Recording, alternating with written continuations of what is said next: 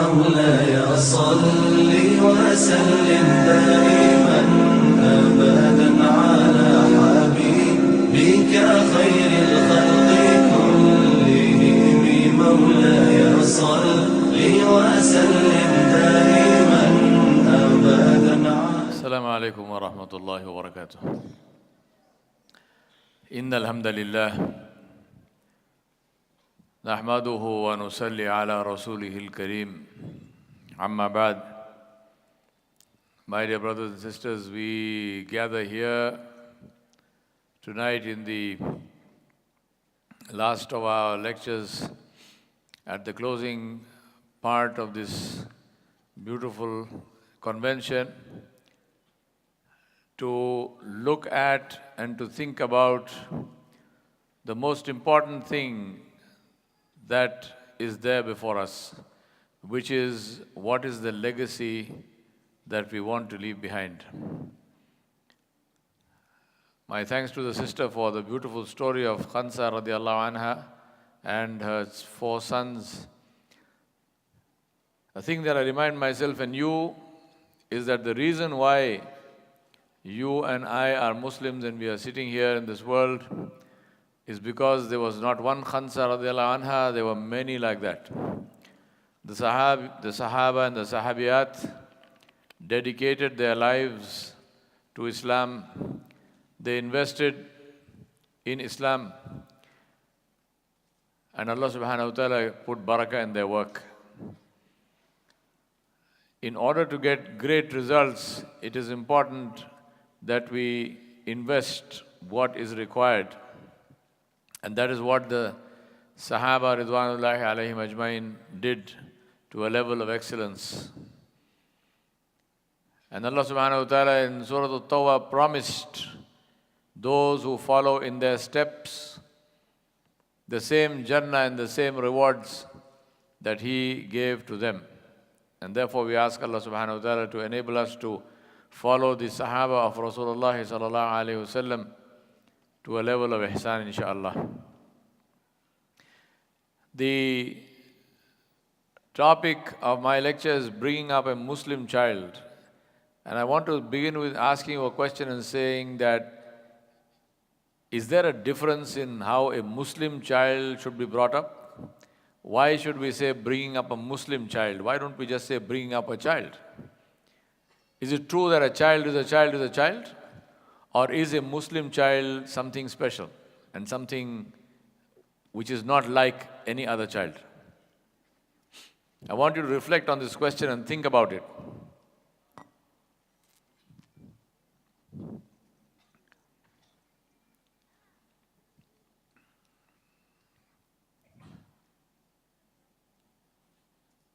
And that's the title also of my book, which many of you have and many of you have bought it. I recommend that you read it because there are many people who buy books and keep them.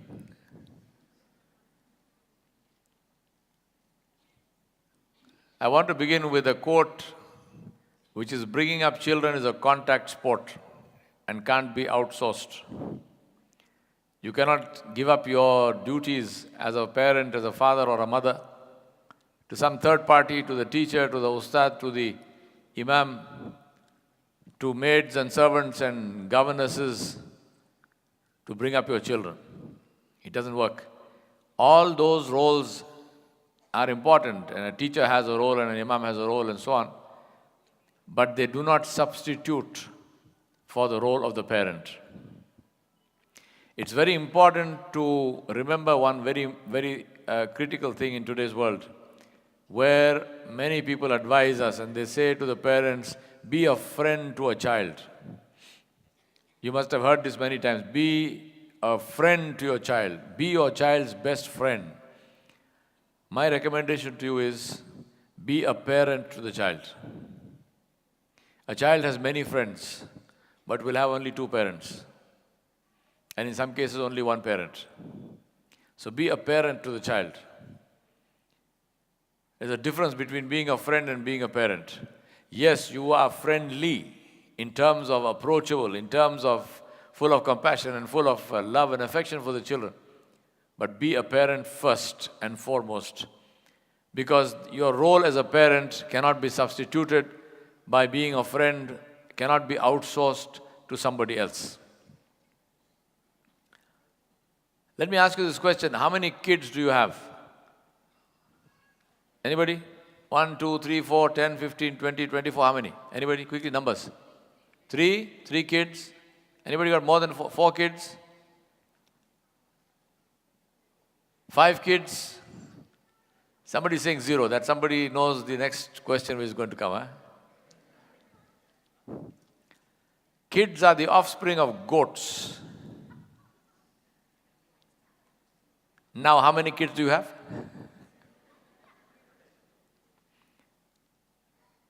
Our offspring are called children. They are not called kids.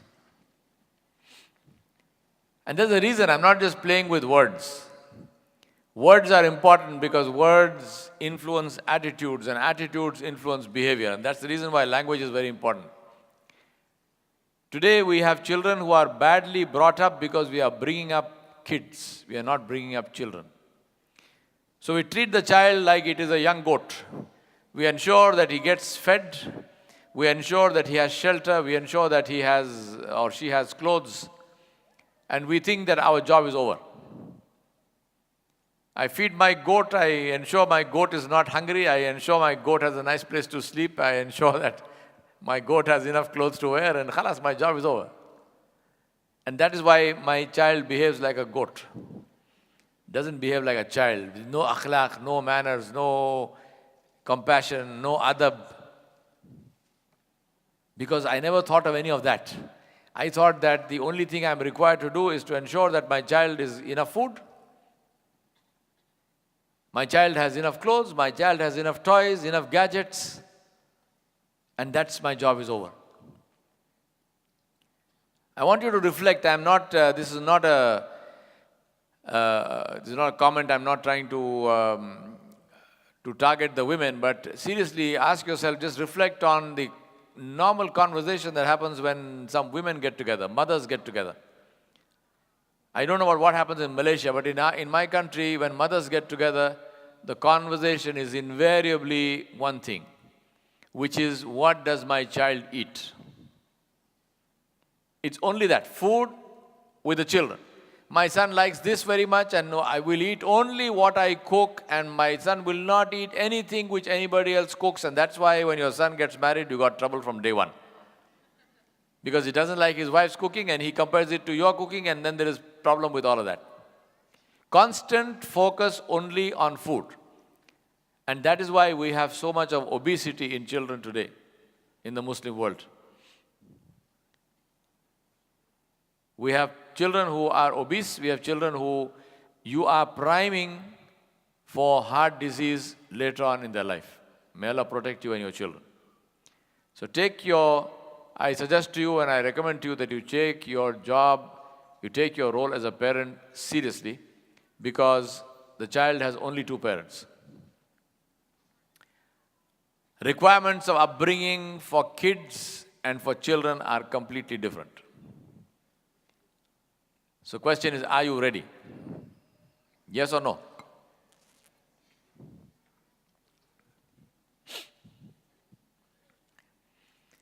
Then choose.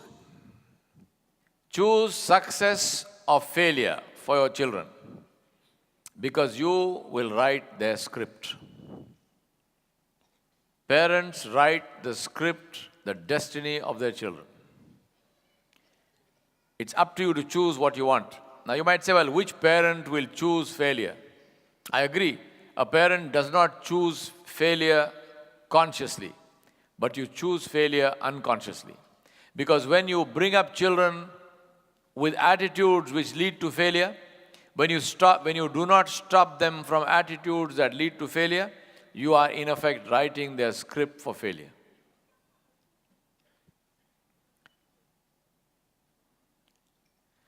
Just to give you a quick one on this, these are a couple of slides out of a very interesting presentation that was made by Sony with regard to the 2000s, the years 2000.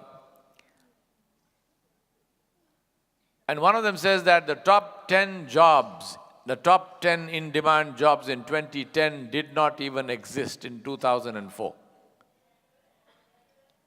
The world is very different. The world is completely changing.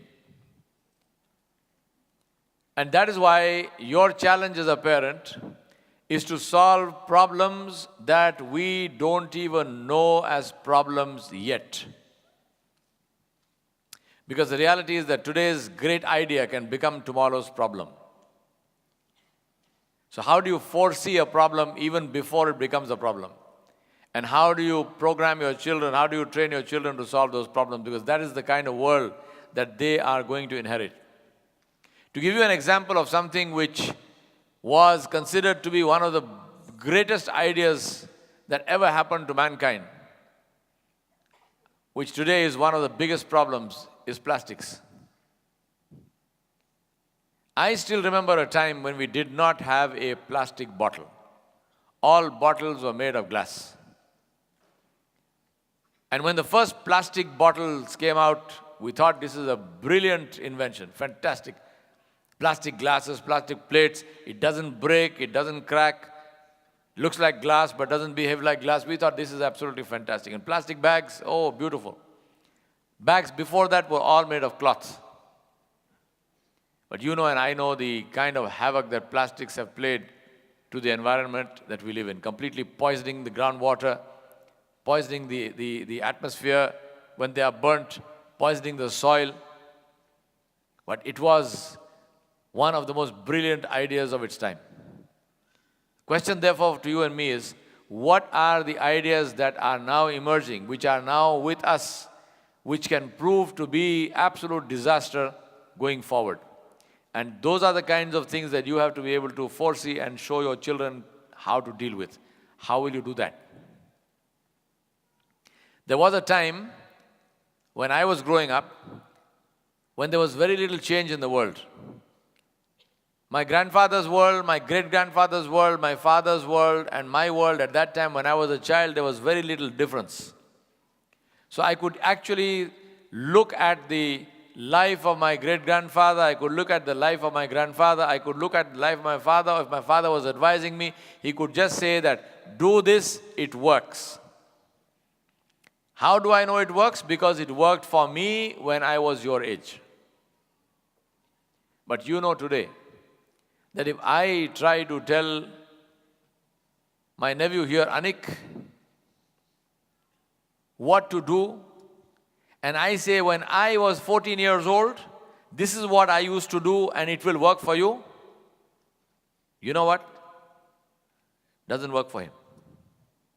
Will not work for him.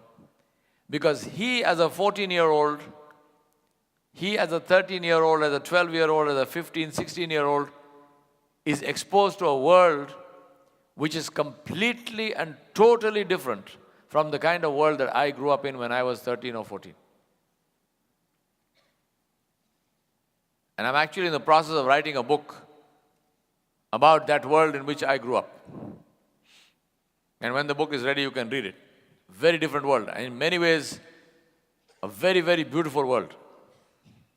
An absolutely wonderful world. Children today are deprived. I feel sorry for children today because they don't even have a clue of what they're missing. But at the same time, they have opportunities that we couldn't even dream of. So there's two sides to the coin.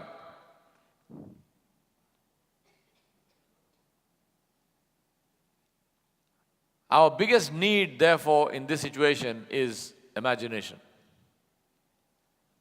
And the question to you is, what do you do with the imagination of your child? Because our schools try very successfully to destroy imagination as quickly as they can. We have an education system that rewards compliance and punishes originality. We have an education system which does not reward questioning, which sees questioning as rebellion.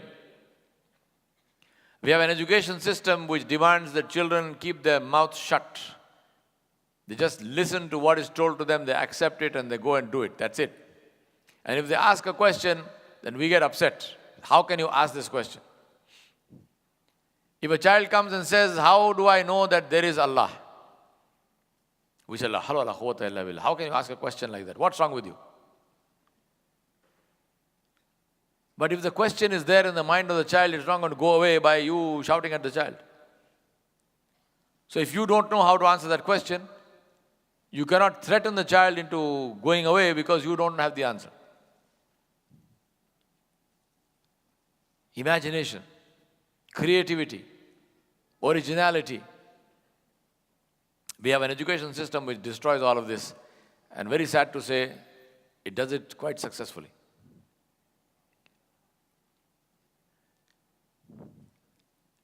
And that's why I'm asking you this question. Each one of you individually who has children, what do you do with imagination in your child? Do you nurture that imagination? Do you accept that imagination? Or do you shut down that imagination because it is too much of a nuisance?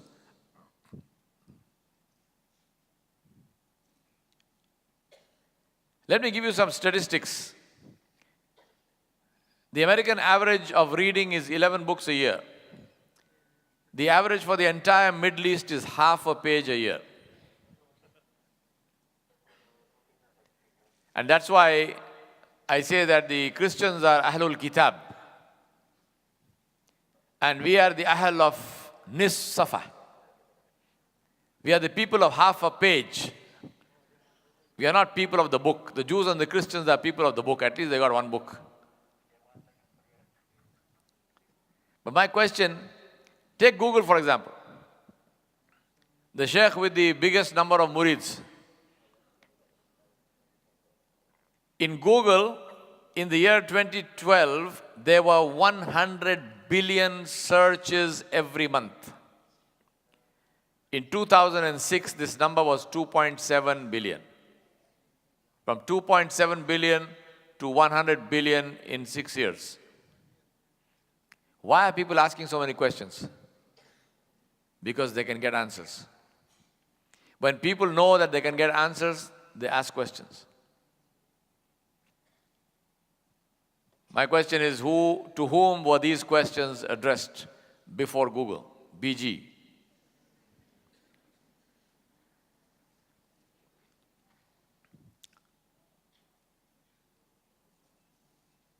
So what does it all mean? It means that potential is only good as access. Your child's potential will be realized if you can give them access to knowledge. And that's why reading is an absolutely critical life skill. How much do your children read? And you know why children don't read? Because parents don't read. Don't blame the child. The child does what you do. How many books did you read? I'm not talking about curriculum. I'm doing this course, I'm reading the book. No, I'm not talking about courses. I'm talking about books that you read because you love reading. The global changes that are there, I'm trying to put all of this into one slide, and that is, number one, information exchange. There are no borders anymore. There are no cultural borders anymore. Information, there's no West. We talk about Western influence. The West is everywhere. There's no East and West.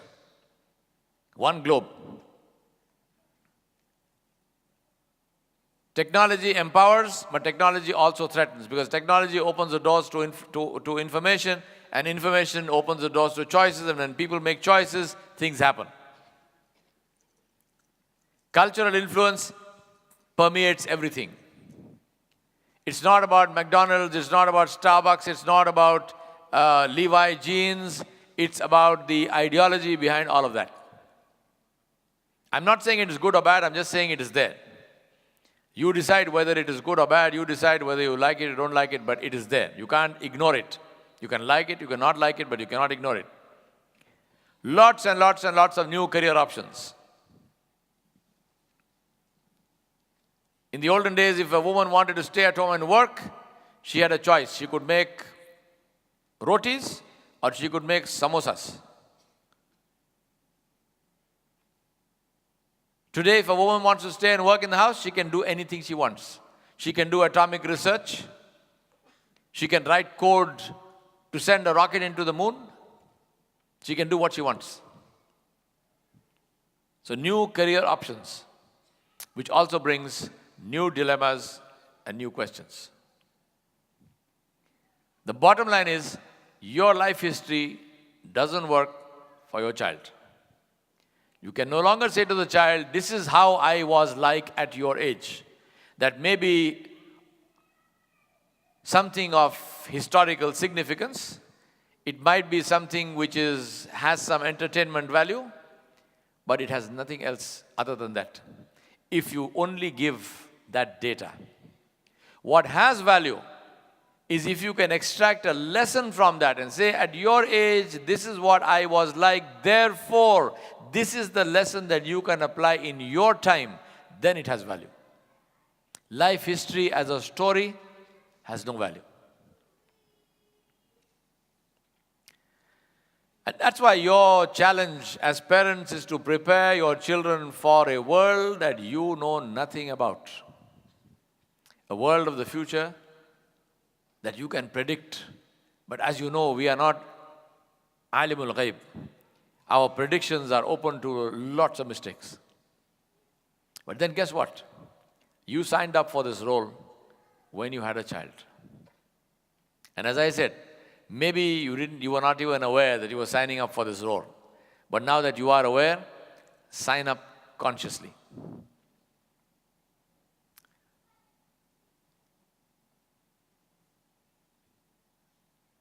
This thing is behaving like a child. All right. As I've said many times before, people listen with their eyes. They do not listen with their ears. Children listen with their eyes. They don't care what you say until they see what you do. And that's why it's very important to ensure that we do the right things, not just talk about the right things.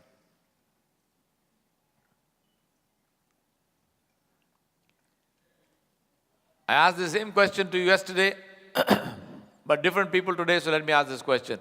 Think of your role model. Think of somebody who you see as your role model. And then the question to you is it a parent? Is it your father or your mother?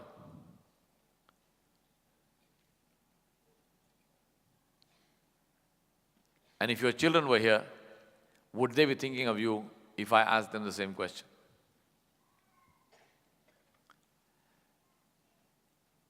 And that's why I'm saying to you, don't waste the opportunity. Parents and teachers are two roles which have the maximum face time with children. And very sad to say that these are the only two roles which children see as the least influential. 90% or more of the world does not have a parent or a teacher as a role model. They have others than that. And that's a big tragedy because you have the maximum face time with them. How is it that they don't see you as a role model? So what must you do? Here are some of the things that you should do. Number one, become your child's Sheikh. I recall this beautiful video that somebody sent me. I think Brother Shadli sent me this video about this Quran recitation competition in Egypt, right? And this very beautiful documentary, which was BBC or something, I don't know who did it, but beautiful documentary which traced all these children who came from different parts of the world. They came to Al-Qahira, to Cairo, for this Quranic recitation competition. And this video was about those children. So each child they went back to the village of the child where this child came from. Somebody from Kazakhstan, and there was somebody from Africa, and so on. And in one of those sequences, one of those movies about those children, I remember seeing this absolutely fantastic scene of this father and son from one of the African countries. I think it was Senegal or something. This father and son walking in the surf on the beach very early in the morning, just after Salat al-Fajr. The son is maybe 7 or 8 years old. and the father and the son are walking. The son is holding the hand of the father, and the son is reciting Quran. He is doing hifz, his father is his ustad. And he's listening to his daur. He's listening to his sabak for the day. And while he is walking on the beach, the father is listening to him and the son is reciting, and the father corrects him if he is making a mistake, and the father and the son holding the hand, they're walking in the surf, reciting Quran. Imagine what kind of a relationship must be there with that father and son. So become your child sheikh, become your child sheikha. Teach them to connect with Allah subhanahu wa ta'ala. Ta'alluq ma'Allah. How will you teach them to connect with Allah? You teach them to connect with Allah subhanahu wa ta'ala by your own connection with Allah. Believe me, nothing will happen in the heart of your child until something happens in your own heart. Teach them tawakkul by showing them your own life of how you rely on Allah subhanahu wa ta'ala. Teach them how to take from the treasures of Allah subhanahu wa ta'ala. Teach them how to make dua. Teach them to follow the sunnah of Rasulullah sallallahu alayhi wa sallam. And do not trivialize any sunnah by considering it to be too small. There is no sunnah which is too small. Because the Nabi is not small. And every sunnah of the Nabi is great because the Nabi is great. My brothers and sisters, respect has to be earned. And you have to earn it from your children. It will not come normally. I have a motto for myself, which I practice. And that motto is that I will never ask someone to do for duty what they will not do for love. I will never ask someone to do for duty what they will not do for love. So earn the love of your children. For example, I'll never ever tell somebody, alhamdulillah, never even happened to me, there was never any need, but I never tell anyone, you must show respect for me because I'm your teacher. Because if you are not showing respect for me when I am your teacher, then this is a big message for me. I don't want you to show respect out of duty. I want to be able to inspire respect so that not respecting is not an option for you.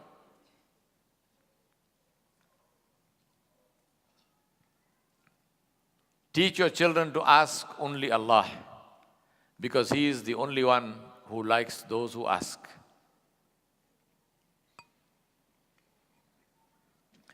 Give them standards.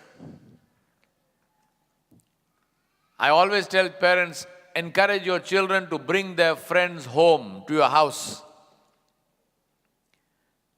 There are two benefits to that. Number one, you know who their friends are. And number two, they get to see their friends in the background of their own home. And if your home is a place where you are setting a standard for them of what are Islamic values and ethics and morals, then when they see their friend in that context, then they realize that the friend is either a good friend or is a friend which does not fit into that model. So give them standards. Tell them stories about the Sahaba, tell them stories about the Salaf, tell them stories about the high achievers of this ummah.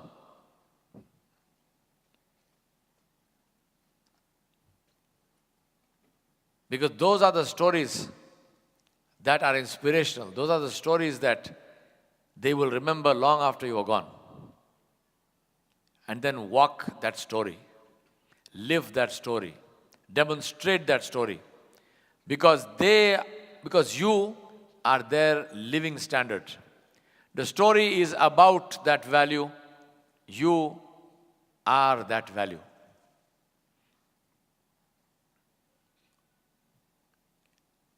Teach them values. Because values are the only thing which distinguish us from animals. Otherwise, we are mammals. We eat and drink and we make a few babies and we die. Just like a cow or just like a horse or just like a goat. Because we are all mammals. What distinguishes us is values, beliefs. So teach them the value of truth and justice. Let me tell you a story from a man who was not a Muslim but who lived by this principle of truth. And his name was Mohandas Karamchand Gandhi, Mahatma Gandhi, who was the founder or the father of my nation of India. And I'm telling you this story even though the man was not a Muslim, to show that Muslims do not have a monopoly on truth. And truth works for everybody. The story is told by his son, Rajmohan Gandhi, and he talks about the time when they used to live in South Africa in the 1930s, 1920s, 1930s. And Rajmohan Gandhi says that these were the days of apartheid, the days of segregation. So you had the white townships and you had the Indian townships and you had the black townships. And if you were an Indian or a black person, then you had to go to the white township to work because that's where the businesses were. And this was a long distance to travel because these townships were far apart. In the apartheid regime of South Africa, they wanted to keep the people separately, so the towns were far apart. So Gandhi used to work, he was a lawyer, he used to work, the lawyer's office was in the white part of the town, and this was in South Africa. And his son said, I used to drive him to work and drop him at his workplace, and in the evening I would drive and pick him back and bring him home. And he says the drive was roughly about maybe 25, 30 kilometers one way, long distance. And we're not talking about your lovely highways of your country, we're talking about the apartheid days in the 1920s, 1930s in South Africa. We're talking about single-lane roads through the African bush. Rajmohan Gandhi said, one day I was to pick up my father, and that day he said, I went to see a movie. Now Gandhiji was against movies. He didn't permit his children to go and watch movies. But Rajmohan Gandhi said, I quietly sneaked out and I went to see this movie. And I got so involved in this movie that I completely forgot about the time. And he said, by the time the movie finished, I was 1 hour late. And he still had to drive that 25 kilometers. So he was like 2 hours before he got to his father's office. And unfortunately for him, there was a friend of his father who was in the movie theater. So he saw the son of Gandhiji in the theater, and imagine those days before cell phones and so on, this man was so nice. He went and found a phone and he phoned his father and he told him, I saw your son in the movie theater. You know, people are so good, they're so good at giving bad news.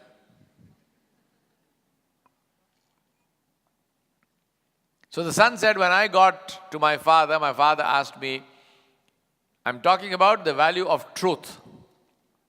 He said, my father asked me, why are you late?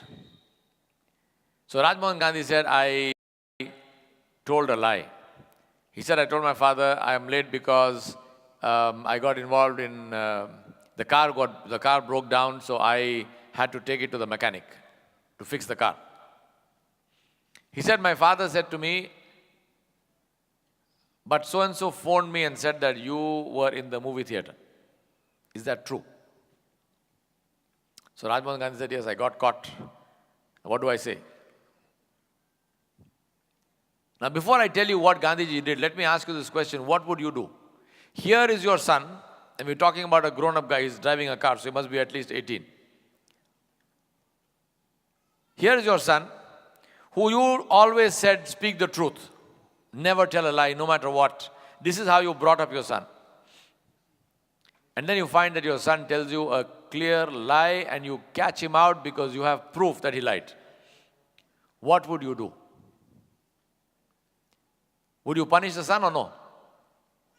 Yes? You know what Gandhiji did? Gandhiji said to his son, he said that I have always tried to teach you never to tell a lie.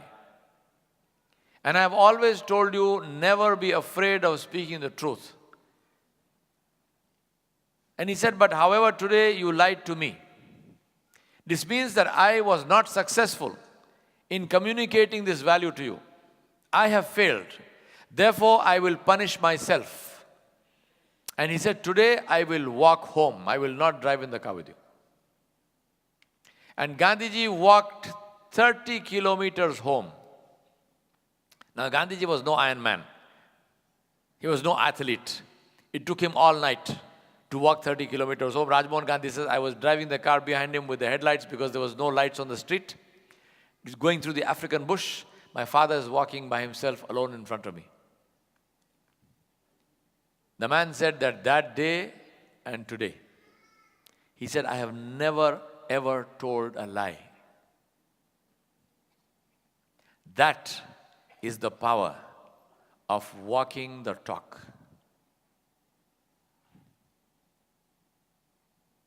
And that is why it's important for you to demonstrate values.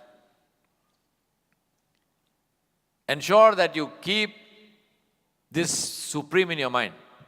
Never make excuses. Teach them values of humility, no arrogance, compassion, human dignity, taking ownership for themselves, treating the people who work for you with respect which is due to them.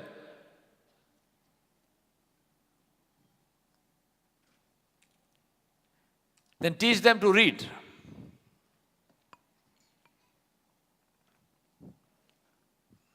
I read usually 2 books at a time, sometimes 3.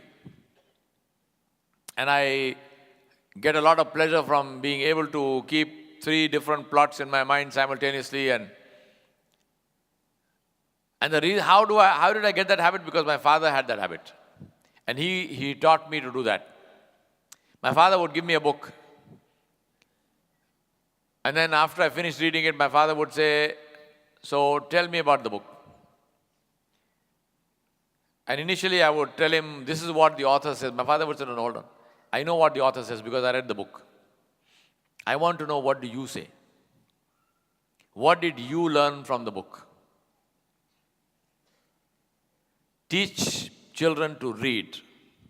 Inculcate the habit of reading. We were lucky because in our time we had no television, we had no distractions, we had no Facebook, we had no internet. So in the night, in the evenings, there was nothing to do, so reading was the thing. But I thank Allah for this because a person with a book is never alone. A person with a book is never bored. And in reading, read biographies because biographies are about real people. And they teach you life lessons which other stories don't teach you. Read history because there's a lot of life lessons to be learned from history. I wanted to understand the current global political scenario, so I read 5 books about the time of Julius Caesar. Because global political realities today are very close to what the Roman Empire was all about.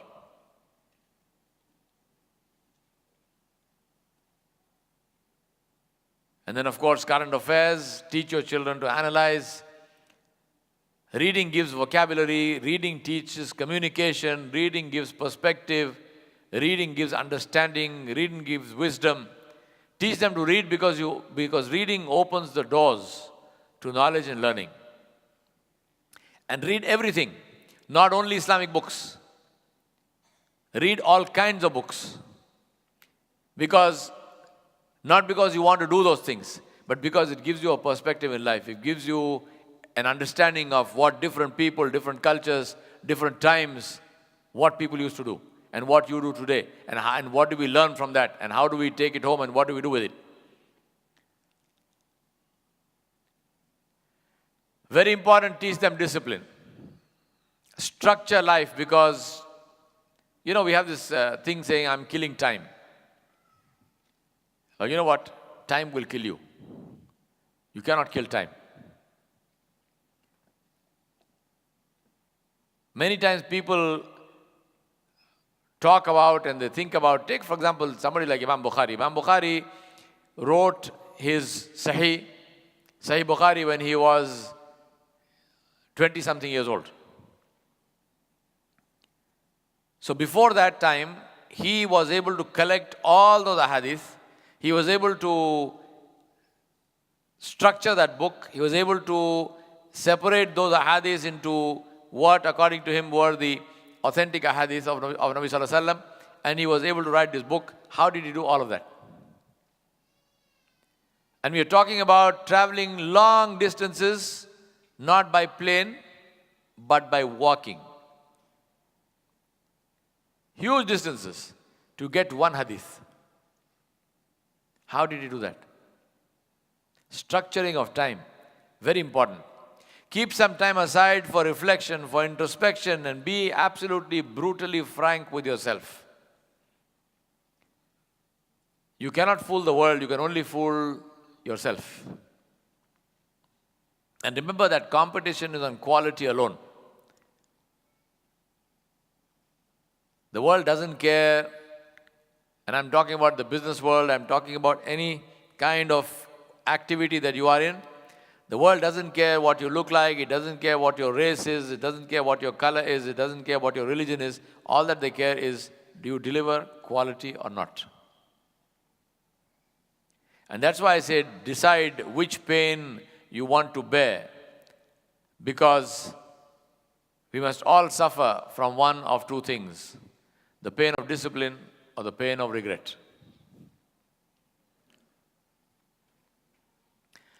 Teach your children to be collaborative, to share. Very typical thing we find in homes. If a child has a toy, the other brother or sister wants to play with that toy, the child doesn't want to share the toy, they make a noise. So what do? You say, no, hold on, don't worry, I will get you your own. I will get you your own. You don't tell the child, no, share with your brother, share with your sister. And you know what happens? When they grow up, the same little children, when they grow up, they sue each other in court over your property.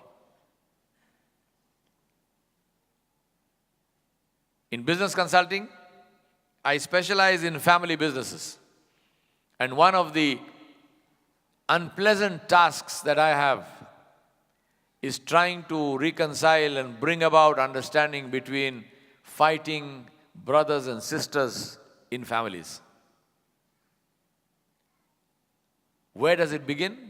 It begins in the home when that child was 1 year old, 2 years old, 3 years old, 4 years old.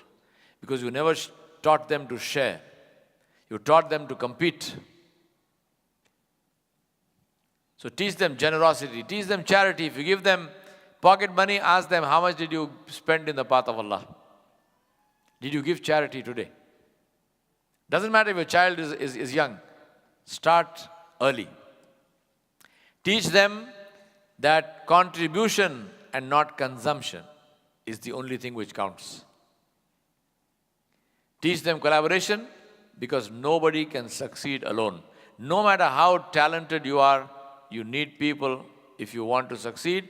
You need people if you want to leave a legacy. If there was anybody who could have succeeded alone, it was Rasulullah sallallahu alaihi wasallam. But Allah subhanahu wa ta'ala gave him a whole generation of people for him to coach and train, for him to mentor, who were his helpers. The Sahaba Ridwanullahi alayhim ajmain. So create this group of helpers and teach your children how to do that. Teach them tools, because we don't have the answers. We don't know what the world is going to be like. So teach them tools where they can find their own answers. What are the tools? The first tool is to teach them how to ask questions. Teach them to ask questions and teach them to ask good questions. And you begin that by understanding that to question is not to deny. If a person says, is Islam the best religion? He is not denying Islam. If the person says, is there Allah? He is not denying Allah. If a person says, why should I follow the Sunnah? He is not denying the Sunnah. Teach them to question. Teach them to question what they see and hear, not blindly accept what they see and hear. Because a lot of stuff that children today see and hear is stuff that they really should not accept. And unless you teach them to question, they will always be people who will accept anything from anyone to their own detriment and to their own loss. Teach them analytical reasoning. How do you arrive at answers? What are the dalail? What are the proofs? Questioning is very important because questioning prepares us for the future. Second tool to teach is manners. Because manners win over even enemies. A smile is worth more than gold. But many of us have children who do not smile. Strange. You want to see the child's teeth, you have to take him to the dentist. He will not smile. They go around with a frown on the face. Teach them to say 3 important words: please, thank you, and sorry. Very important. Not just grab something, not just pick up something, ask. And teach them that the secret of success in life is winning hearts, not winning arguments.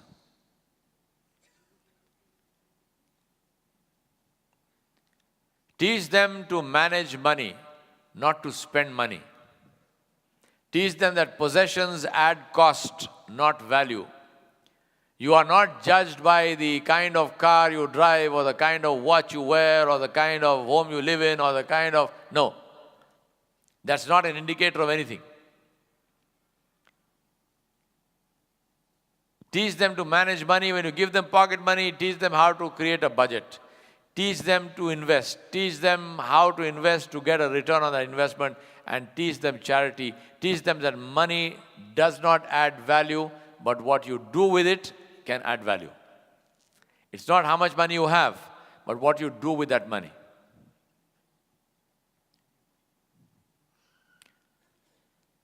And remember this Zulu proverb which says it takes the whole village to bring up a child.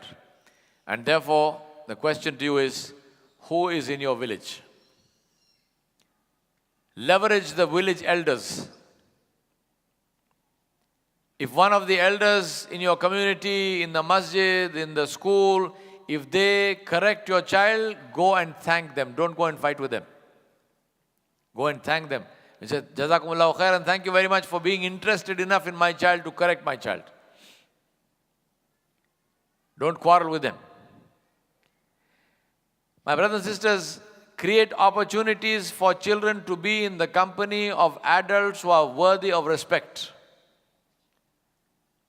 Many parents are very concerned about 2 things. One is the kind of friends their children have, and 2, they are concerned about what is happening in the outside world. My submission to you is, be concerned about the kind of friends you have, and be concerned about what is happening inside your home, not outside. The reason I'm saying that is your friends will be an example for your child. And what is happening inside your home is in your control. What is happening outside your home is in any case not in your control. You can quarrel, you can grumble about it, you can complain about it, but you can't change it. So focus on what you can control, which is inside your home.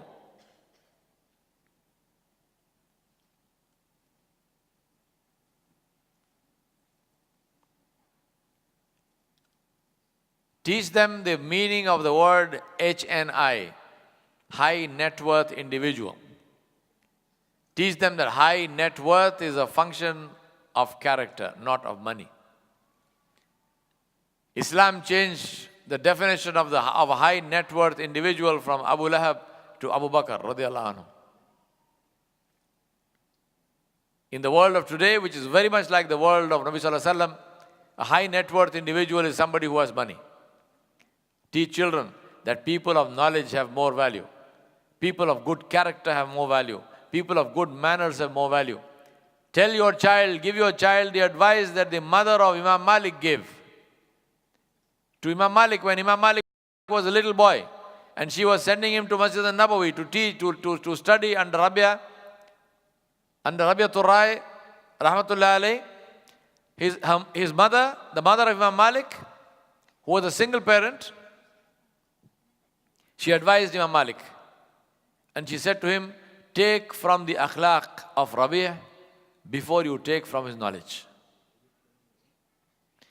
She said, watch your teacher.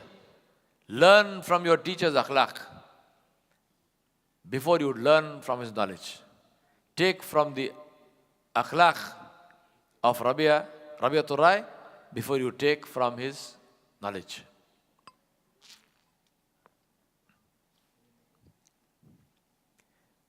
It's our character which defines us, not our money.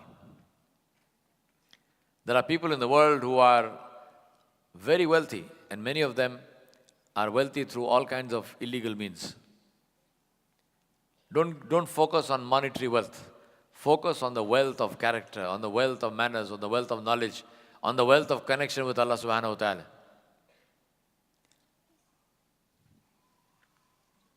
Because the reality is there are many examples of people who focused purely on money at the expense of character, and they lost both money and character. But there's not a single example of a person who focused on character and lost because of that. No examples. And therefore, choose your own destiny and choose the destiny of your children. Invest in assets, not toys, because assets add value, not cost. We have this term, dream car. What is a dream car? A dream car is an example, it's proof that you have more money than sense. Because why would you invest in a depreciating asset? Why would you buy a Ferrari for $1 million? You drive that Ferrari off the lot of the dealer and it already lost 10% of its value. Try and sell it.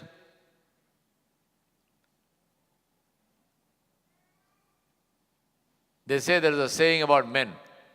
They say the difference between men and boys is the price of their toys.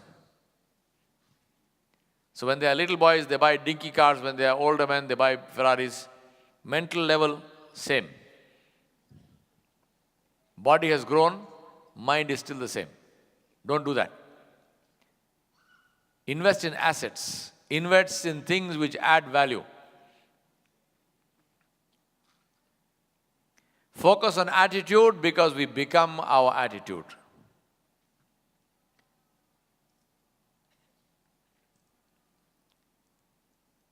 We all look at what we want to get. We want to get power, we want to get friends, we want to get rewards. But we need to remember that to get those things, we have to do some things. Because actions produce results. And what we do depends on who we are. It's our beliefs, our dreams, our ideas, our values, which are behind the kinds of actions we do, which gets us the results which we want. And that's why I say what I get depends on what I do, and what I do depends on who I am.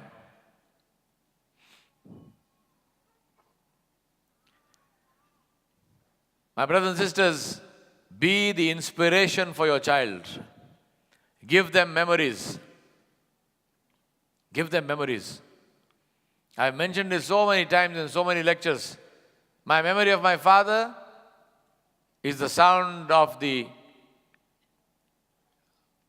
water in the bathroom when he used to make wudu at 2:30 in the morning, when he would wake up for tahajjud.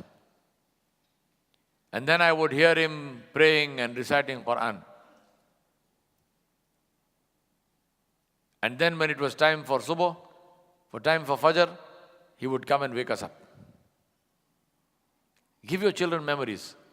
How many Muslims' homes are there today where the children have never heard the voice of their father reciting Quran?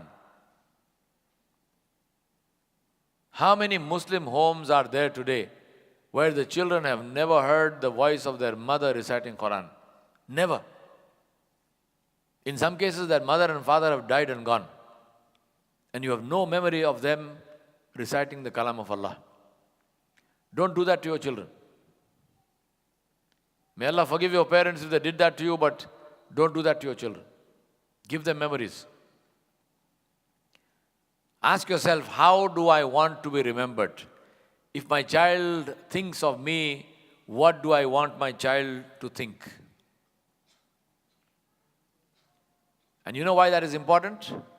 Because on that will depend whether or not your child makes dua for you when you are gone.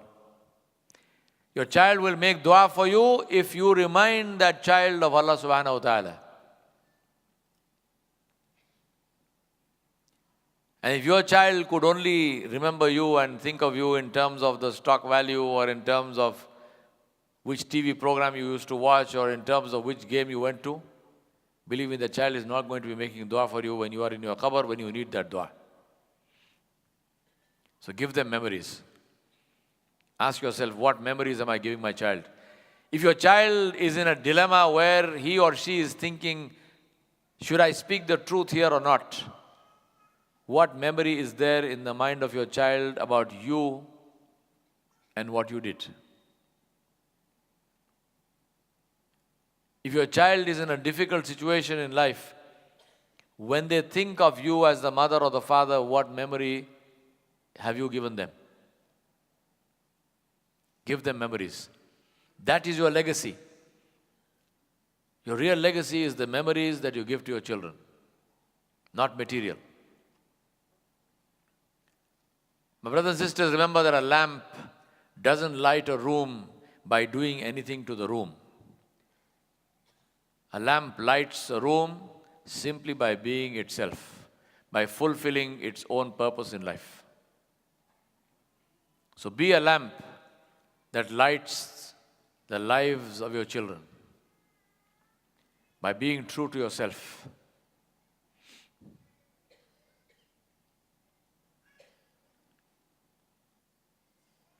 And you cannot do better than to introduce Allah subhanahu wa ta'ala to your children. So start with that. Start with introducing Allah subhanahu wa ta'ala to your children. Connect them with Allah subhanahu wa ta'ala. Teach them ikhlas. Teach them to work only and only for the pleasure of Allah subhanahu wa ta'ala. Teach them to take from the treasures of Allah. And inshallah al-musta'an, you will create children who will go out there and change the world. You will create children who will be an asset for you in this dunya wal akhirah. And you will create children who will be a source of pride for you and something for which you will thank Allah subhanahu wa ta'ala. Jazakumullahu khairan for coming and for listening. We will have a few minutes for some questions and then inshallah we make dua and we go home. Wassalamu alaikum wa rahmatullahi wa barakatuh.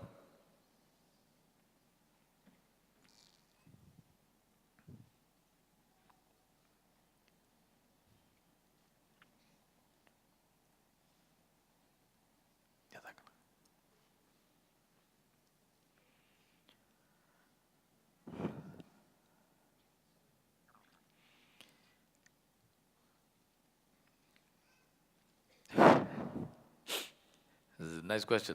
How do we instill in our child to love going for usra and listening to lessons like tonight? As you can see, men are so few.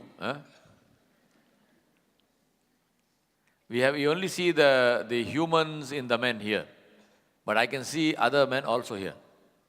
So there are lots of them, believe me. We women have difficulty in dragging our partner to this kind of a talk, so please teach us how to nurture this interest while they are still young. You know, jokes apart, but seriously, I tell you, I travel all over the world. And Allah subhanahu wa ta'ala has given me the opportunity to talk to people all over the world. And it's a strange phenomenon today that every country in the world that I go to, the women always outnumber the men. Seriously, we need to look at ourselves. We meaning men. The women outnumber. They are more dedicated. They are more sincere. They are more hardworking. They don't complain. They are honest. They have integrity. May Allah subhanahu wa ta'ala protect them and give them power, alhamdulillah, to the sisters. Everywhere is the same story. Where I used to live in America, whenever there was a program in the masjid, the girls would come and they would be moving furniture and they would be setting up the place and so on and so forth. And when I go down there and I say, where is your brother? You go outside and what is the brother doing? He's throwing hoops in the basketball court. He and his other friends, they're practicing slam dunks, while the sisters are moving around furniture. Ajib. We really have to get serious about this, my brothers and sisters. Please understand this. Parents, two of them, father and mother, get serious with life. You cannot leave it to the mother to do all the work. No way. Allah subhanahu wa ta'ala mentioned, He said, Ar-rijalu qawwamuna ala nisa. Allah did not say, Az-dhukur qawwamun ala nisa. Allah said, men have been given authority over women. He did not say males have been given authority over females. Rijal is not gender. Rijal is a man who is worthy of respect. A man who is worthy of honor. And that does not come because you are a man in terms of gender. It comes because of your character. It comes because you inspire. You know why today men do not have respect in their families? You know why men are henpecked? You know why women rule the roost? You know why most men are bald on the top of the head? Because the woman is grinding masala on his head. You know why? Because we have reduced ourselves to that level. The Sahaba did not have this problem. Why? Because the man was the Sheikh in the house. He came and he taught Quran and he taught Deen and he taught Islam. And the man was the father, was the person, the children, the mother went to ask for advice. They were also men. We seriously have to change the situation.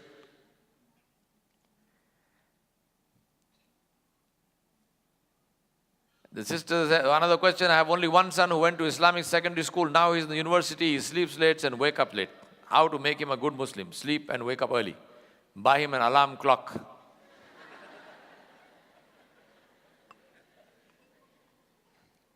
This is a tragedy. This is a tragedy that, wallah alam, Ajib, in Islamic school, he was not taught to wake up early for Fajr, for Tahajjud.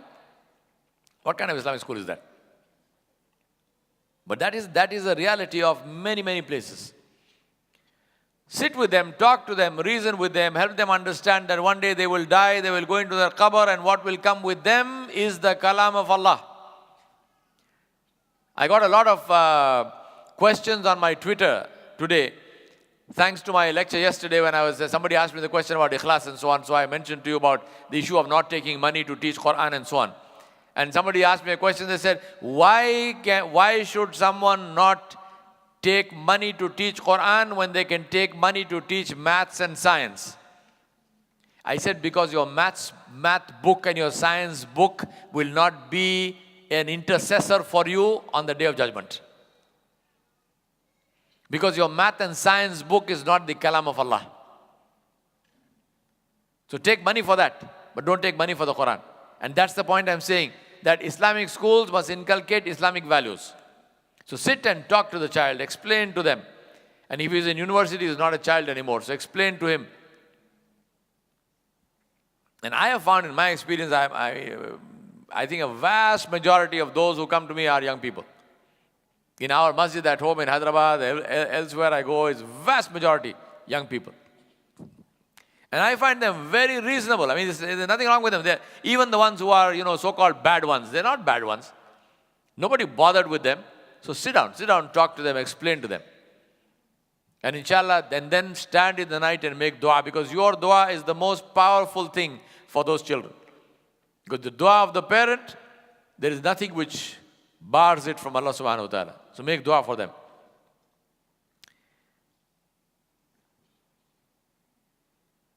Then he said, you have mentioned, don't ask your child to do on duty what they won't do for love and sight, respecting parent. As an example, at fine times that my children find it hard to respect my husband because he has several bad habits like smoking, for example. I often urge them to respect him despite his flaws. Well, you see, my point is this. Yes, you should tell your children to respect your husband, no doubt. They should respect their father, that's the duty. But the father needs to think. The father needs to think and say, what can I do to inspire this respect? How can the children respect you if you smoke and drink and you do all kinds of stuff and you're sitting there watching all sorts of nonsense on television? You expect the child to respect you? How is that going to happen? It cannot happen. No matter how much the mother tries to, force the children. No, they might show you respect. There's a big difference between showing respect and actually having respect. So you have to change your life. You have to change your habits.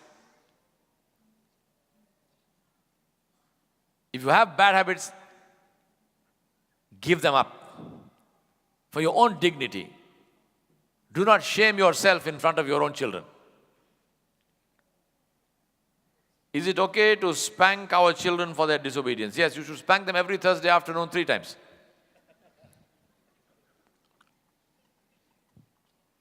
You know, I am against beating of children, whether you are a teacher or a parent. Because in my view, if it has got to the point where you have to actually hit the child, then it means that everything else failed. Now, why do you reduce yourself to that level? Having said that, yes, there may be a time when you have to do something, and so therefore do it. But let that not be something that you do all the time, because the children also get used to that. A time comes when they become so hardened, they expect this spank. So fine, you spank, now what? You can't hang me, you can't kill me. I have 2 boys, they are active, playful. I pray together with them, tell stories about Islam, Prophet, Sahaba. When it comes to Salah, they sometimes delay it, can't focus. Is it wrong if I scold them? Alhamdulillah, if you're doing all of this, inshallah, they will be on the right track. Scolding again doesn't help. Talk to them, help them understand the sweetness of Salah. The problem with us is that we don't teach the children how to pray. We don't teach them how Salah is something which is so beautiful. It's a great mercy of Allah subhanahu wa ta'ala. It's the greatest honor that we could have got. That Allah subhanahu wa ta'ala gave us the permission to come and stand before Him. He gave us the permission to talk to Him. He gave us the permission to ask Him for whatever we want. Present Salah to them in a way which is attractive. Don't say only the wa'id about Salah. If you don't pray, this will happen, that will happen, and you will burn in the hellfire. No. Talk to them about the beauty of Salah. I've always said that you will never pray, and your children will never pray until they realize that this Salah solves problems in this world, not only in the Akhirah.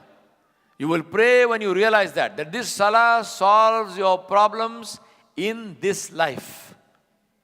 Teach them that, give them that tool.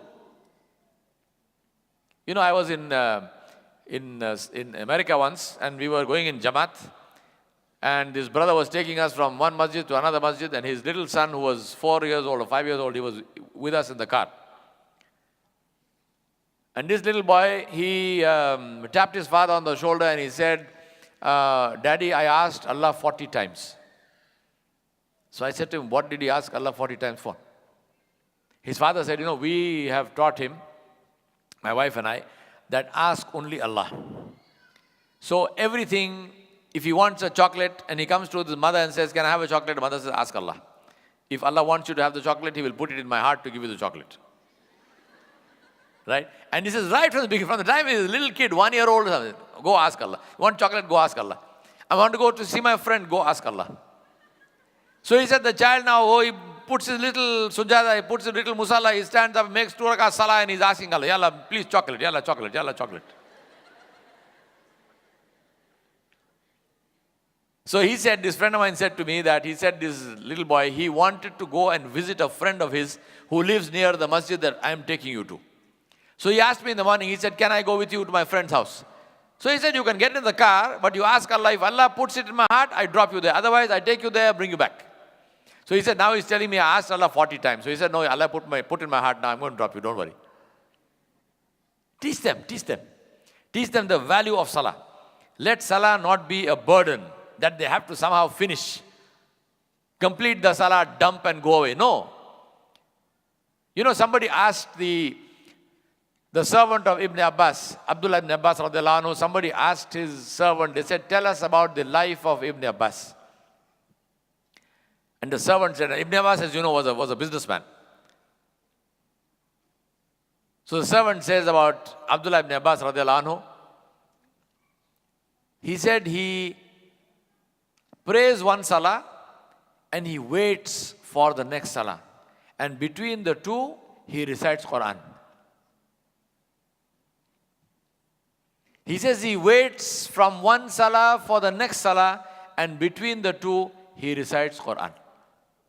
That's his life. Now, he wasn't sitting in the masjid doing that the whole day. He was in the marketplace, he was in the business, he was in the shop, he was here, there.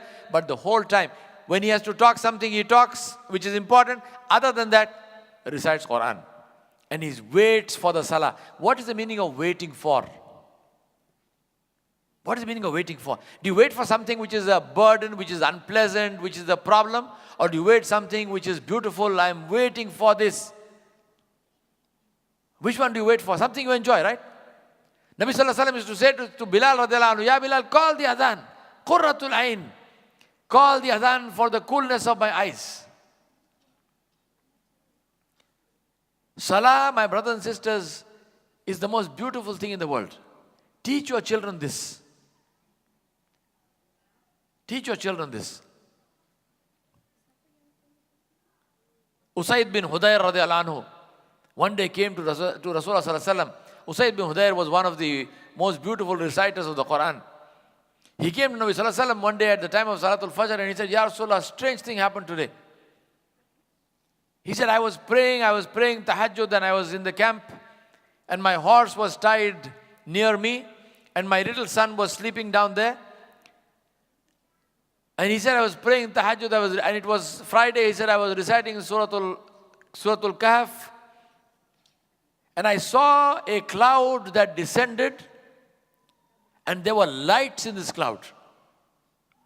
And he said, my horse got very agitated and was jumping up and down. So I shortened my recitation. I quickly completed the surah because I was afraid that the horse might injure my child. But what was this? Nabi Sallallahu Alaihi Wasallam said, the malaika came down to listen to your recitation of Suratul Kahf. And he said, if you had continued to recite, the people of Medina would have seen the malaika. It is the same Quran. Suratul Kahf has not changed. How come this doesn't happen for us? Why is this sweetness in our salah not there?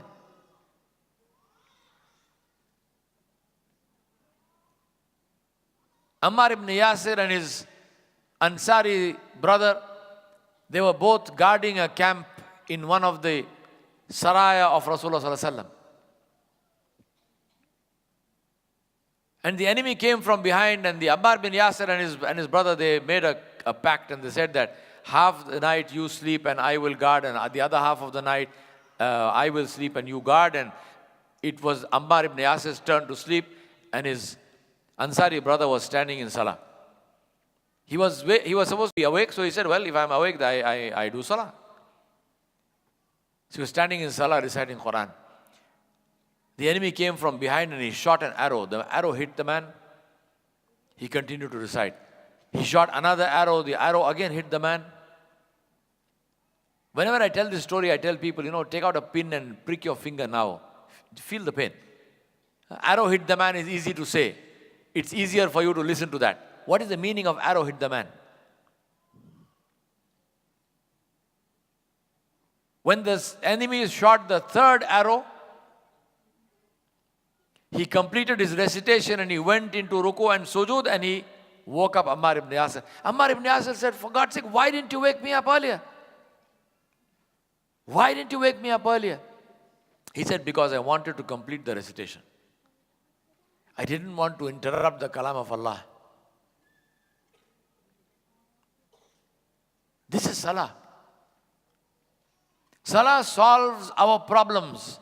There's a beautiful story about a Sahabi, radiallahu anhu, who one day came home and he asked his wife, is there anything in the house to eat? And she said, there is nothing. So what did he do?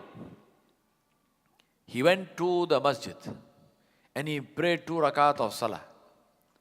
And he made dua. And then he came back to the house and he asked his wife, is there anything to eat? His wife said, I told you already there is nothing to eat. So now what did he do? He went back to the masjid. Strange, huh? I mean, how come he went to the masjid once already? He asked Allah subhanahu wa ta'ala, well, how come he goes back again? Why doesn't he go to the market? Why doesn't he go beg somewhere or something? Why doesn't he go and do some... No. He went back to the masjid. He made fresh wudu. He prayed 2 rakat again. And he made dua to Allah subhanahu wa ta'ala. Then he came back home and his wife said, there is a strange thing which is happening. She said, the grinding stone is moving by itself. And barley flour is coming out of the grinding stone. She said, I filled up all the pots and pans that we had in the house, but the flour is still coming out of the grinding stone. And the Sahabi said, let me see it. He went and saw it, and this is happening. Imagine, put yourself in that position. What do you think will happen to you and me? May Allah give us these opportunities. I ask Allah subhanahu wa ta'ala, make me see this one day, inshallah. May Allah make you see this. May Allah subhanahu wa ta'ala make you see His help from the ghaib, inshallah. The Sahabi went and saw, and he saw this grinding stone moving. And what did he do? He did what every man will do. What is the mechanics? How is it happening? So he lifted it, and it stopped. Now he went running to Nabi Sallallahu Alaihi Wasallam. Imagine his joy in his heart. He went running to Nabi Sallallahu Alaihi Wasallam. He told him this story. He said, Ya Rasulullah, this happened.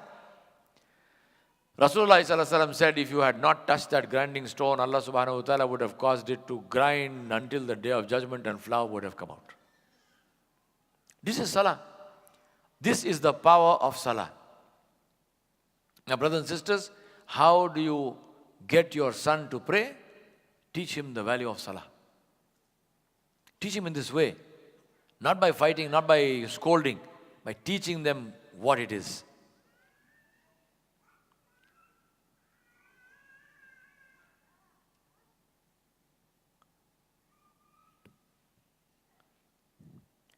And then there is a question. Okay, where is it?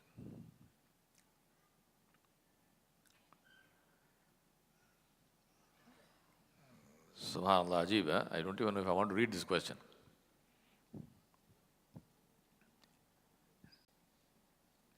It says, how does a mother bring up male children when a father figure involved with gay activities?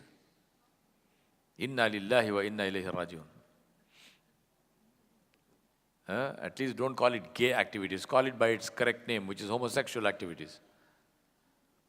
This is the problem with language. We make it sound nice. Gay means happy, man. I mean, it doesn't mean homosexual activities. What kind of homes? What a tragedy, subhanallah, ajib. What a tragedy. Make dua to Allah subhanahu wa ta'ala to guide your husband. I don't even want to extend because I don't know what Allah will make me say. Because there are two kinds of duas. There is dua for and there is dua against. I won't tell you to make dua against your husband. But I think the husband needs to be aware that there is Allah. And that Allah subhanahu wa ta'ala is watching and seeing. How is there no shame in this world that we have no shame in doing things like this before Allah subhanahu wa ta'ala, knowing that Allah subhanahu wa ta'ala is watching? Inna lillahi wa inna ilayhi rajiun. Make a lot of dua. Try to have those children, give them the company of other elders, their teachers or somebody who they can look up to, inshallah. And may Allah make your life easy, inshallah. Question on charity. I try my best to be the role model of charity for my children. However, my husband is not happy and said, you will not receive any good deeds for your charity because I am not pleased with your charity activities. Is this true? No, it is not true. You do the charity for the sake of Allah subhanahu wa ta'ala. As long as you are doing the charity with the money which has been given to you or with your own money which you earned, there is no problem. Allah will be pleased, continue to do it. The pledge of your husband has no meaning. Don't take your husband's money and do charity with that. That is not pleasing. But what is your own money and what he has given you is yours. What you do with it is your discretion. And if you spend it in charity, inshallah, Allah subhanahu wa ta'ala will be pleased and he will give you charity. And if your husband told you this, he is wrong. What is the best way to discipline a child when you enter a family with children, remarries, how to instill trust and bond with the children, be a good parent? You know, the answer to all these kinds of questions is be true to yourself, be true to Allah, be on the sunnah of Rasulullah sallallahu alaihi wasallam. Allah subhanahu wa ta'ala will put respect in their hearts. Because the hadith of Nabi sallallahu alaihi wasallam, where Rasulullah sallallahu alaihi wasallam said that when Allah subhanahu wa ta'ala loves a person, he calls Jibreel alayhi salam and says, I love so and so, you also love him or her. And Jibreel alayhi salam then announces to the people of the heavens that Allah subhanahu wa ta'ala loves so and you love them, and that happens, and respect and love for that person is established in all of creation. And the same thing is true on the opposite. When Allah subhanahu wa ta'ala does not dislike somebody. So be someone who Allah subhanahu wa ta'ala will love, and you will find that automatically people will love you and people will respect you, and so also the children. That's the best way of doing that. Is there a specific dua in the Quran for children? Yes, Rabbi jalni muqima salati wa min zurriyati rabbana wa taqabbal dua. In Surah Ibrahim, in various places, they're not one, the many du'as in the Quran with respect to children. And what is the best time? Any time is good for dua. Alhamdulillah, the best time for dua is tahajjud. Because that's the time when Allah subhanahu wa ta'ala descends on the first heaven in a manner which befits His majesty and grace. And Allah subhanahu wa ta'ala announces, who is there who needs something from me? Let him ask. Let her ask. So make tahajjud fard on yourself and ask dua. That is absolutely the best time. But then, of course, you can ask dua at any time of the day. So learn those duas of the Quran, learn the duas of Nabi sallallahu alaihi wasallam.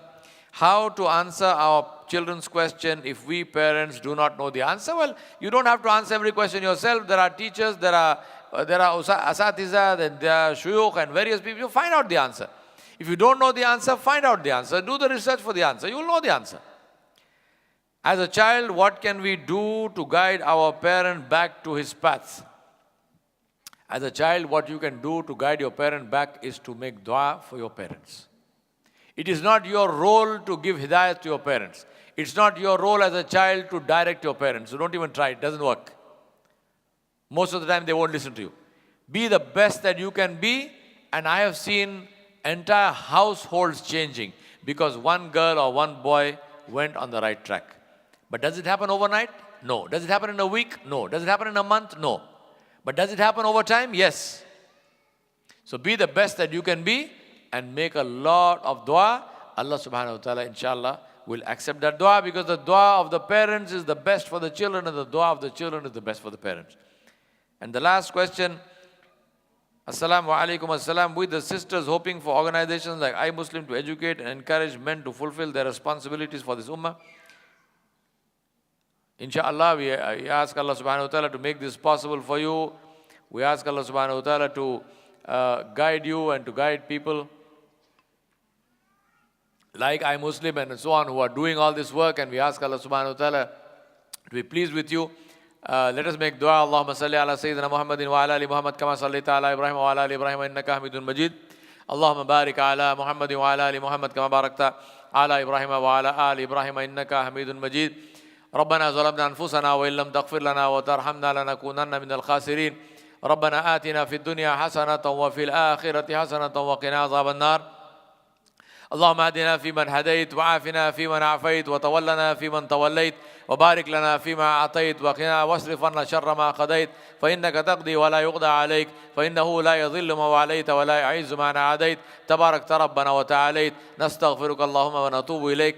Oh Allah, we ask you to forgive our sins. Oh Allah, forgive all our sins. Oh Allah, we are your slaves. Oh Allah subhanahu wa ta'ala, Jalla Jalalu, one day we will face you. Oh Allah, make that the best day of our lives. Make that the day when you will cover us with your mercy and your forgiveness.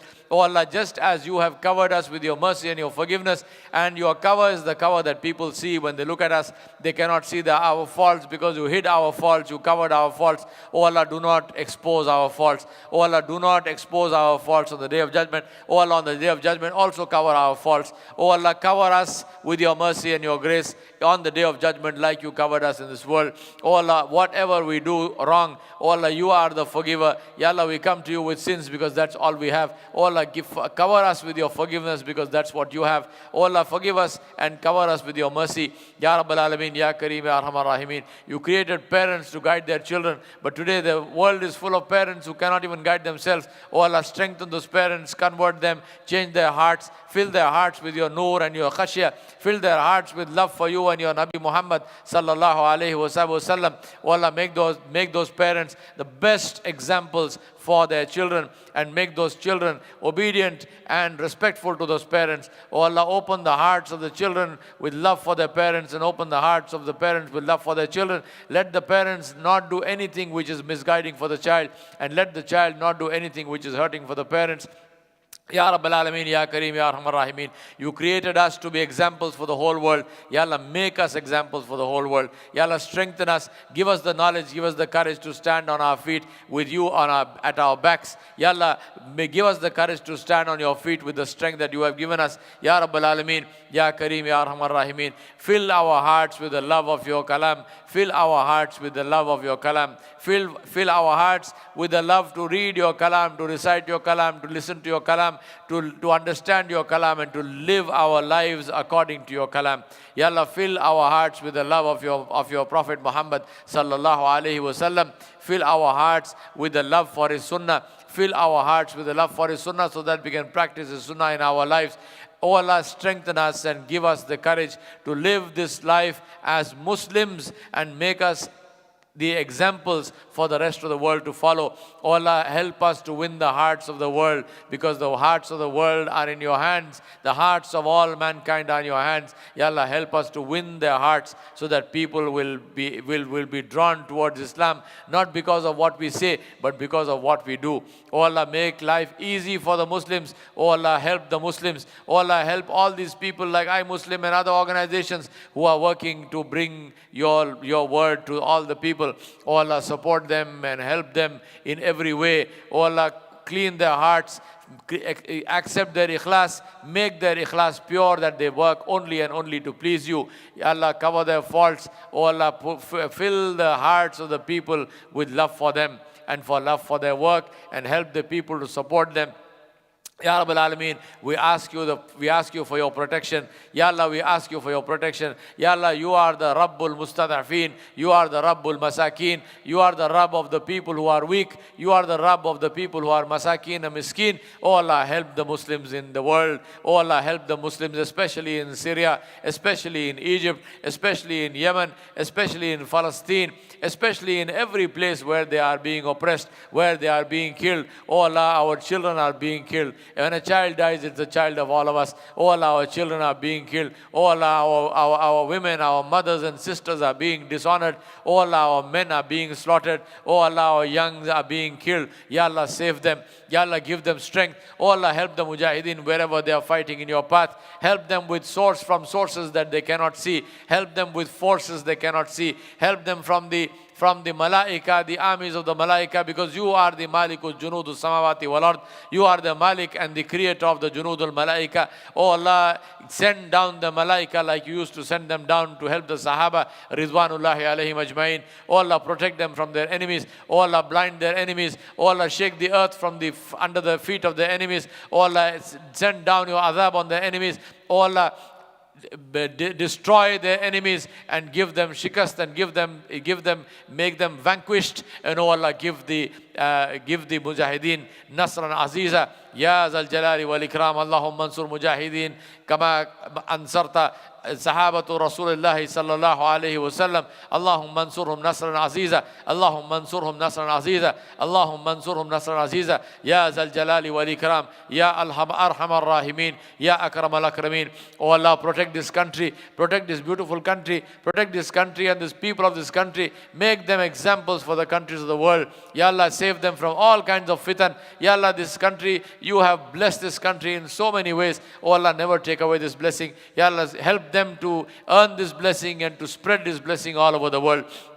Ya Rabbal Alameen, give the rulers of this country the hidayah to rule this country in a way which is pleasing to you. Oh Allah, help them from sources which they cannot imagine. Oh Allah, help the people of this country to become examples for the whole world in how to live in this world and how to succeed in this world, and make them the leaders of the people who will lead the rest of the Muslims into Jannatul Firdaus without bighairi hisab. Oh Allah, help make us the companions of Muhammadur Rasulullah sallallahu alaihi wasallam on the day of judgment. Oh Allah, gather us under the shade of your arsh like you gathered us here today, and with all our families on a day when there will be no shade except your shade. Ya Rabbal Alameen, help us at a time when there will be no one to help us except you. Ya Rabbal Alameen, help us to access your power and access your glory and access your majesty and access your rahmah and access your maghfirah. Ya Rabbal Alameen, help us and be pleased with us and never be displeased with us. Ya Rabbal Alameen, all of those who are here, forgive them.